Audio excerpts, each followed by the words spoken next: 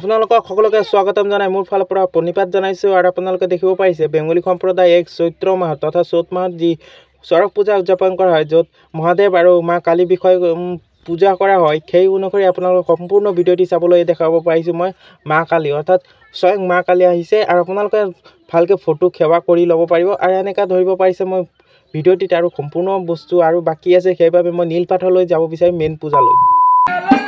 ভোলা ভোলা ভোলা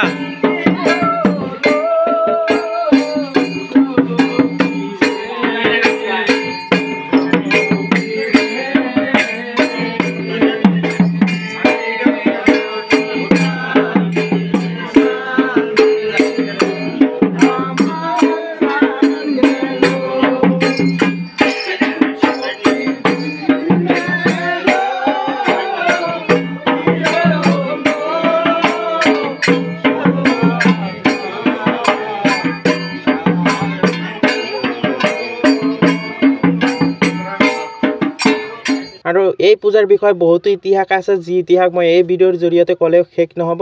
গতিকে আপোনালোকে দেখিব পাৰিছে আমাৰ এয়া মহাদেৱ আৰু পাৰ্বতী, অৰ্থাৎ হৰগৌৰীলৈ আমি এতিয়া যাম দূৰণিতে গৈ আমি অলপ সকলোকে দেখাব বিচাৰিম যে আমাৰ এয়া কি সুন্দৰ এই দৃশ্য আপোনালোকে দেখিব পাৰিছে। আহক ব'লক।